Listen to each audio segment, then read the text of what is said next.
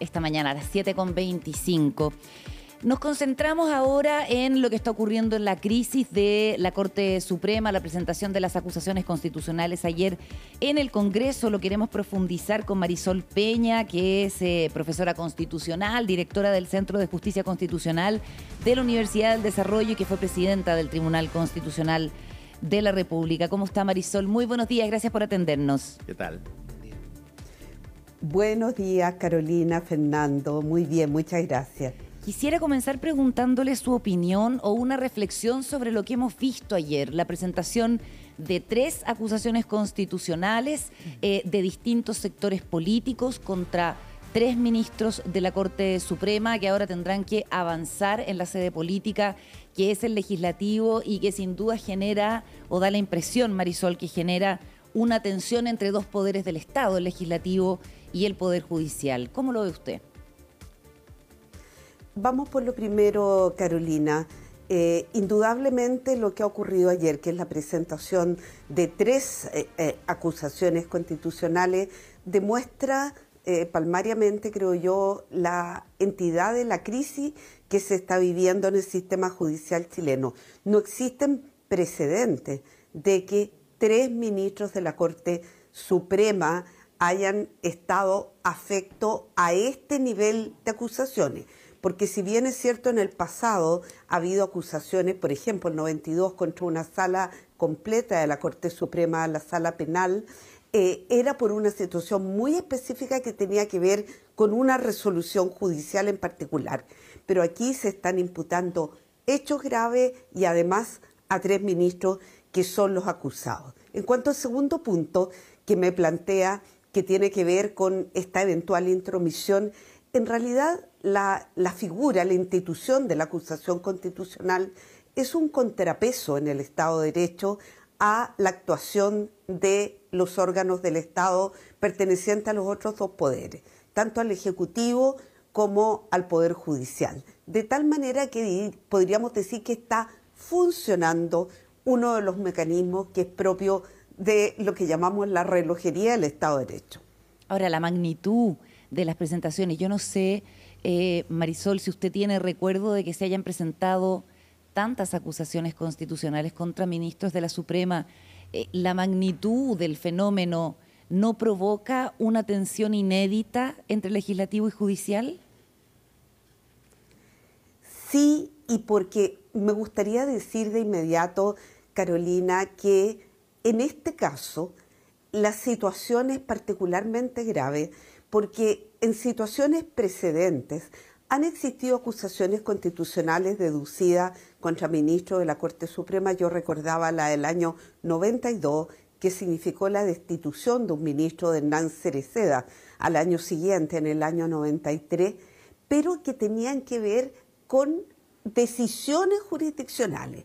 Es decir, se había dictado una resolución, una sentencia que había merecido cuestionamiento al Poder Legislativo. Y eso estaba en el filo de vulnerar la independencia del Poder Judicial, porque precisamente la Constitución indica que ni el Congreso ni el Presidente de la República pueden revisar los fundamentos, las causas de aquellas decisiones que hayan adoptado los jueces, ni menos revivir procesos fenecidos. En cambio aquí estamos frente a acusaciones que tienen que ver con la infracción de deberes sustanciales de los jueces, pero además esos deberes tocan aspectos que se relacionan con otro precepto constitucional, que es el que exige la probidad a toda autoridad pública. Por lo tanto, yo diría que esto que señalo tan solo da cuenta, como bien señala, de la magnitud de aquello que estamos enfrentando. Sí, Marisol, le quiero preguntar justamente sobre el tema de la probidad. Los jueces, y particularmente cuando ya empiezan a generar, podemos decirlo así, ya empiezan a tener una trayectoria grande y empiezan a escalar posiciones hasta que se llega a la Corte Suprema, siempre han tenido una suerte de imagen de ser esas personas, quizás porque se ven mucho en las películas de televisión, digamos, donde están ahí, hay abogados que litigan a favor, otros que critican y finalmente toma una decisión y nunca, si ustedes han visto las películas, nunca después de que el juez sanciona y falla, vuelve a aparecer en la película porque en realidad su posición era terminar haciendo estrictamente eso. Sin embargo, hoy día hemos conocido una serie de situaciones que tienen que ver desde cómo se nombran los jueces hasta pedir la petición de favores a los jueces hasta finalmente su fallo. ¿Qué tan carcomida está la institucionalidad como para tener que cambiarla de cuajo? A ver, Fernando, hay algo muy importante en lo que acaba de señalar y que me lleva a afirmar como primera cosa que los jueces hablan a través de sus fallos. Así. Esto no es simplemente un sofisma jurídico, no es simplemente una especie de lema, sino que tiene que ver con lo que usted señala. El juez expresa su razonamiento y su decisión, por eso se distingue entre la motivación de la sentencia y la decisión misma a través de ese instrumento que se llama la sentencia jurisdiccional. Antes no debemos saber del juez ni después mucho menos. Entonces, tal como usted dice, en este caso, lo que se ha señalado y que está sujeto, por supuesto, como en cualquier situación de debido proceso a la prueba pertinente, es que ha habido injerencias, intromisiones de jueces en ejercicio de sus cargos para la conformación de órganos del Estado, como es la misma Corte Suprema, pero lo que a mi juicio es más grave, se ha imputado también que determinados jueces han entregado información relativa a esas causas que sería favorable a una de las partes litigantes. Y eso es muy grave porque quiebra, Fernando, la igualdad procesal, en que debe encontrarse el demandante, el demandado, el querellante, el querellado. Las dos partes deben estar en la misma posición frente a un juez que esperamos que sea objetivo e imparcial en su juzgamiento. Y eso es lo que aquí, por ejemplo, en el caso de la muñeca bielorrusa, parece haberse quebrado. Esto tan solo que estoy diciendo da cuenta de nuevo de la magnitud, de la gravedad de las situaciones que se están viviendo hoy día y que se han materializado en la presentación de estas tres acusaciones. Estamos conversando con la profesora de Derecho Constitucional Marisol Peña, que además presidió el Tribunal Constitucional. Le quería preguntar por los argumentos que presentan las diputadas y los diputados en las distintas acusaciones constitucionales que conocimos ayer. Principalmente en el caso de la magistrada Vivanco hablan de un notable abandono de deberes y de una falta al deber de reserva. En el caso de Jean-Pierre Matus, faltar a la verdad. Y además, digamos, omitir un eventual conflicto de interés para llegar a la Corte Suprema. Y en el caso de Sergio Muñoz, también un eventual abandono de deberes y también un eventual tráfico de influencias con la información que le habría entregado a su hija, también magistrada. ¿Le parecen consistentes? ¿Le parece que son argumentos que efectivamente logran constituir una falta grave a la Constitución? Carolina, en primer lugar decir que la causal que la Constitución prevé para acusar constitucionalmente a los jueces es precisamente el notable abandono de deberes. Yo creo que existe consenso en general entre los juristas en el hecho de que es una causal bastante abierta, porque por un lado uno podría decir se trata de deberes que la Constitución le impone al juez, como la imparcialidad, como la independencia en el juzgamiento, como no prevaricar, no incurrir en torcida administración de justicia, no denegar justicia, ¿verdad? Pero además tiene que ver con aspectos del comportamiento personal del juez, porque sucede que la comunidad, cada uno de nosotros, espera que las personas que los vayan a juzgar sean personas íntegras. Y aquí voy al segundo punto. A mi juicio, las tres acusaciones están cruzadas transversalmente por una gran infracción constitucional que es la infracción al principio de probidad. ¿Y cómo se entiende la probidad en el ordenamiento jurídico chileno? Como precisamente no hacer prevalecer el interés personal sobre el interés colectivo, sobre el bien general de la colectividad. En consecuencia, sin haber leído al menos dos de las acusaciones, no las he leído en detalle, sí una de las acusaciones, que es la del oficialismo respecto de la ministra Vivanco, me parece que las tres, en razón de los argumentos que aquí usted ha recordado, tienen que ver sustancialmente con la infracción del deber de probidad. Profesora Peña, vamos a la Corte Suprema entonces. Allí se le abre un cuaderno de remoción a la ministra Vivanco, por ahora solamente. ¿Usted cree que en el caso de los otros supremos que están bajo escrutinio en las acusaciones constitucionales, eventualmente podría abrirse un proceso disciplinario o derechamente un cuaderno de remoción? Eventualmente es posible. La Corte Suprema siempre tiene esa facultad y quisiera aprovechar de señalar que son dos cosas distintas, Carolina, lo que está ocurriendo hoy día en la Corte Suprema. Por un lado, está funcionando el auto acordado del año 2007, que tiene que ver con la ética judicial y que reproduce los principios del Código de Ética Judicial Iberoamericano. Principios como la integridad, principios como la prudencia en la actuación del juez. Por un lado está eso, y ese es el fundamento de la actuación de la Comisión de Ética. Y aparte, lo que está haciendo la Corte Suprema es un proceso disciplinario abierto contra la ministra Vivanco, que se ha materializado justamente en este cuaderno de remoción y donde se cumplen las garantías del debido proceso, es decir, darle traslado, darle la posibilidad de hacer sus descargos. Y este auto acordado, este último del año 2020, fue, hay que decirlo, firmado por la misma ministra Vivanco, sosteniendo justamente que había que actualizar las normas vigentes al debido proceso. Pero su defensa, solamente un punto respecto de eso, Fernando.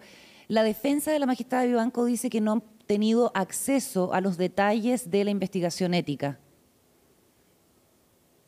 Bueno, la verdad es que la falta de acceso entiendo que ahora ha sido bastante superada porque el Ministerio Público entregó antecedentes y la misma Corte Suprema también entregó antecedentes, entre ellos, según hemos sabido a través de los medios de prensa, las declaraciones de los relatores de la Corte Suprema, que sin conocerla, a mí me parece que tienen un carácter relevante, porque son las personas que trabajan estrechamente con los ministros y que si ellos han dado cuenta de irregularidades que han observado en la confección de las tablas, en el manejo de los tiempos, en la resolución de las causas, me parece que la ministra Vivanco y su defensa hoy día cuenta con toda esa información para que a comienzos de octubre pueda efectuar todos los descargos que estime pertinentes. Marisol, estamos conversando con Marisol Peña. Marisol, usted como expresidenta también del Tribunal Constitucional, le quiero hacer una de esas preguntas que son medias jodidas, pero se las tengo que hacer. Lo voy a plantear desde... Usted las hace siempre, Fernando. No, yo no soy de los más catetes, no. Pero, a ver, se la voy a plantear desde la profesión nuestra, el periodismo. El periodismo sabemos mucho, de repente toca un hecho y ese hecho lo despliega, titulares, etcétera, acá, allá. Pero todo periodista que tiene algún tipo de carrete eventualmente se da cuenta que quizás lo que está descubriendo, lo que se descubrió, es una variable de un problema que, si es que uno vigila para atrás, estaba pasando hacía mucho tiempo. Hasta ahora nos hemos centrado en este tema como si esto hubiese ocurrido recién. La pregunta es, ¿qué tanto de todo este funcionamiento irregular de nombramientos y de una serie de otras cosas es algo que ustedes, los abogados, los jueces, todas las personas que están ahí, de alguna manera podrían perfectamente inferir que si es que se busca para atrás, probablemente esto estaba pasando desde hacía mucho más tiempo del que actualmente se señala. Y por lo tanto hay una suerte llamémoslo así, la palabra es un poco fuerte, pero una suerte de corrupción intrínseca en términos desde los nombramientos hasta todas estas irregularidades que usted misma ha planteado. ¿Qué tan atrás va y funciona este sistema?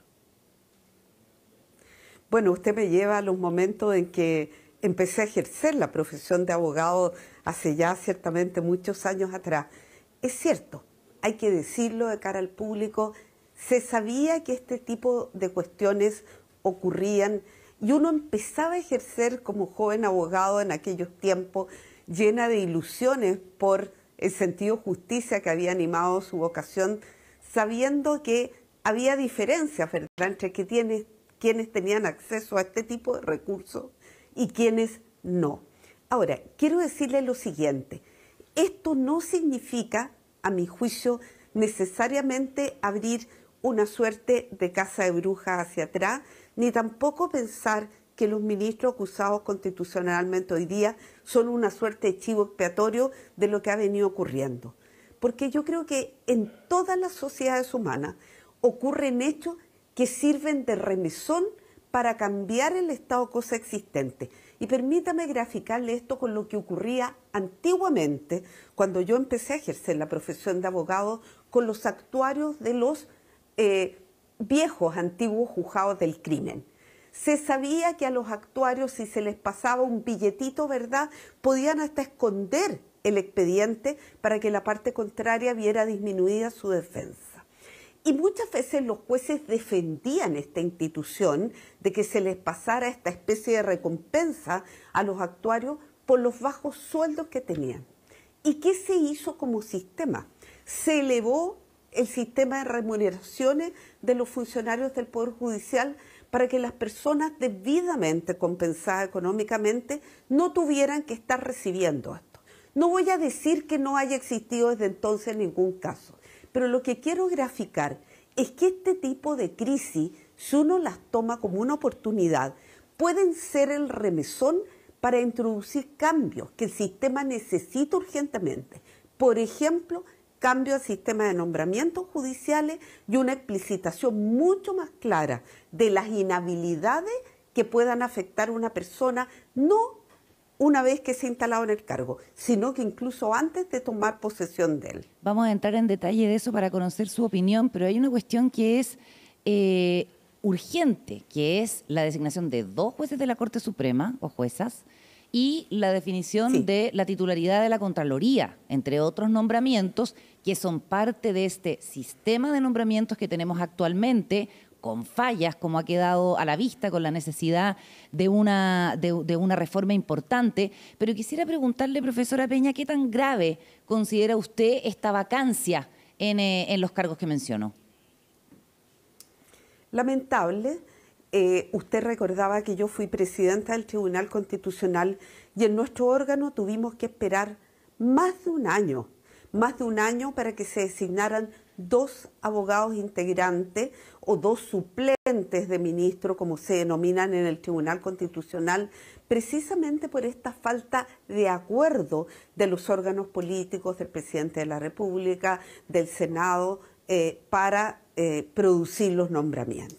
Entonces, aquí lo primero que hay que decir es que es muy grave que se produzcan estas dilaciones en los nombramientos porque se afecta el regular funcionamiento de las instituciones. Ahora, quisiera decir que creo que estos nombramientos deben despacharse lo antes posible. El caso de la Contralora interina, que lleva 9 meses en el ejercicio del cargo sin el respaldo suficiente de la autonomía que le provee la Constitución, es el más grave de todo, a mi juicio. Y estos nombramientos deben despacharse aunque sea con arreglo al actual sistema. Porque si vamos a esperar que se tramite la reforma al sistema de nombramiento, que el gobierno dijo que la iba a enviar no más allá de 90 días, pues entonces vamos a seguir en una situación de cojera institucional que yo creo que francamente ya no resiste mayor análisis. Marisol, quisiera preguntarle también por los criterios políticos en el nombramiento de cargos importantes, la constitución del Tribunal Constitucional, el Consejo de Defensa del Estado. ¿Usted cree que han aumentado, o siempre han existido y no hay mayores diferencias, esto de los cuoteos políticos en organismos que tienen que ser eminentemente técnicos en materia jurídica? Mire, yo creo que cuando intervienen órganos políticos, como es el caso de las cámaras del Congreso Nacional, es inevitable que el factor político sea el predominante. Y quiero recordar que bajo el sistema de la Constitución del 25 se le privó al Senado de la facultad que tenía de ingerir en los ascensos de los oficiales de las Fuerzas Armadas, imagínense, porque nada menos que lo que debía ser los integrantes de un cuerpo que debe ser absolutamente técnico y apolitizado, quedaban sometidos a este tipo de presiones. Entonces, lo primero es decir que esto es como de la naturaleza del órgano y efectivamente hemos visto cuoteos políticos y por eso es que el mundo ha ido avanzando ya en muchos sistemas para tratar de minimizar la influencia política de estos órganos que tienen esta naturaleza en el nombramiento de altas autoridades. En muchos países ya existe el Consejo Nacional de la Magistratura, por ejemplo, en España, que se encarga de los nombramientos judiciales. Es cierto que se trata de una institución criticada porque también puede eventualmente ser politizada, pero si reforzamos el aspecto técnico de esos consejos o de esos órganos ajenos al Poder Judicial, que simplemente elaboren, en el caso de los ministros de la Corte Suprema, una quina de la cual el presidente deba escoger un nombre sin intervención del Senado, a mi juicio, creo que contribuiríamos a minimizar notablemente la politización. Marisol, cuando usted dice técnico, ¿cómo entenderlo eso para la...? ¿En qué estoy pensando? Sí, yo me imagino que está pensando en que, que una vez más, algo que dijo usted al comienzo, el juez habla por los fallos. Me imagino que estamos hablando de trayectoria asociada a los fallos, a la forma en que ha generado su carrera, no a cuánto tiempo ha estado en la judicatura, ni qué sé yo, de qué universidad viene. A ver, mire, Fernando, aquí hay varias cosas. Indudablemente en los nombramientos debe influir la trayectoria que una persona ha tenido como juez o como abogado externo. No nos olvidemos que desde el año 97 existe la posibilidad de que la Corte Suprema esté integrada, sus 21 ministros, por 5 que sean abogados externos. Es decir, que hasta el día anterior, como el caso de Jean-Pierre Matus, por ejemplo, haya estado litigando, haya sido abogado de partes. En consecuencia, eso ya es algo que a mi juicio merece revisarse porque curiosamente aquí tenemos 2 acusaciones constitucionales presentadas que tienen que ver con personas que han provenido del ambiente externo, no de la judicatura donde a mi juicio se desarrolla una cultura judicial, una forma de comportamiento que no necesariamente la traen sobre su cuerpo los abogados externos. Y también cuando digo un órgano técnico, quiero recordar aquí la reciente reforma constitucional aprobada en México, que fue promulgada en septiembre de este año y que exige que en el listado de candidatos a jueces, que por cierto se van a elegir popularmente, figuren personas de conocida honra pública.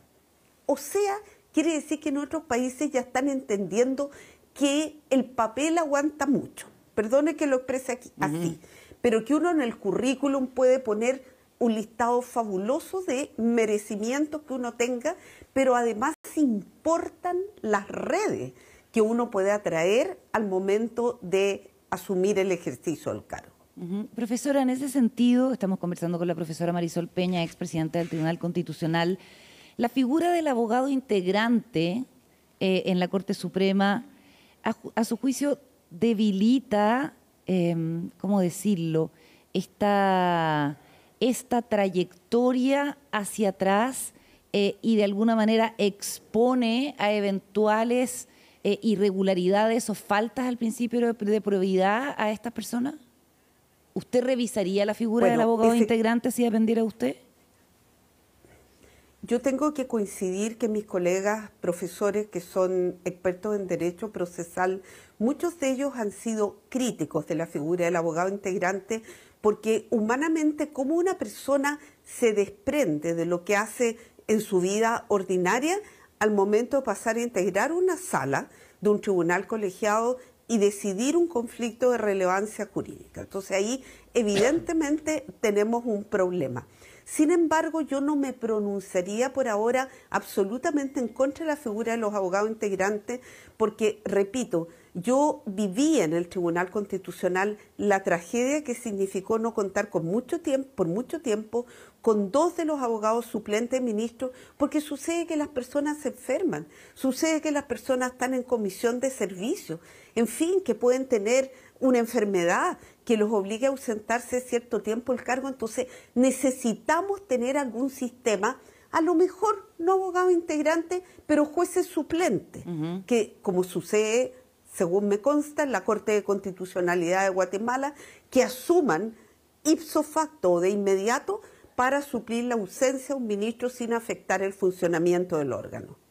Sí, ahora también esto probablemente tiene que ver más con nuestra calidad de seres humanos falibles, pero ¿cuánto tiempo cree usted, Marisol, que va a pasar antes que eventualmente en las encuestas vuelva a salir la justicia chilena en un pedestal importante? Porque este tipo de cosas pegan un remesón tal donde cualquier cosa pasa a ser interpretado como parte de estas irregularidades y por lo tanto la percepción de los chilenos sobre el sistema de justicia se resiente tanto que, y yo lo quiero decir esto, o sea, de todos los poderes del Estado, después del Ejecutivo, más bien el presidente o presidenta, a ver, en todos los países y democracias, el sistema judicial es el único que garantiza que se puede dar una suerte de, llamémoslo así, de fair play en la actuación de las distintas personas en todo orden de cosas. Vemos siempre los fallos judiciales como cosas que eventualmente, a ver, si es que yo hubiese sido el acusado o yo hubiese sido tal persona, a ver, ¿qué chance tengo de obtener este fallo o este tipo de salida, tipo, qué sé yo, clases de ética? ¿Qué tanto va a permear el sistema judicial esta situación que estamos viviendo porque las personas empiezan a asociarlo con las cosas que les pasan a ellos? Aunque no sea así sin duda. Normalmente. No, Fernando, le encuentro toda la razón.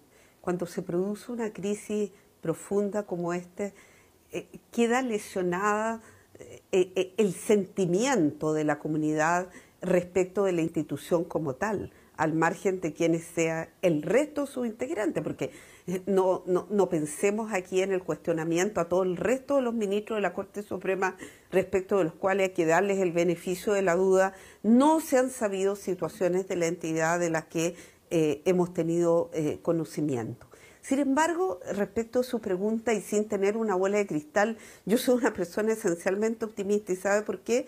Porque fíjese que mirando las encuestas regularmente veo cómo ha subido la posición de Carabineros, por ejemplo, que ha sido una institución que fue muy cuestionada, por ejemplo, para el estallido social de octubre, cuyo aniversario del 2019, por supuesto, cuyo aniversario vamos a conmemorar en pocos días más, en octubre. Entonces, tengo esperanza de que si efectivamente el sistema logra reaccionar y logra dar una señal a la comunidad que refuerce algo que usted ha dicho, pero que yo lo voy a poner en términos jurídicos.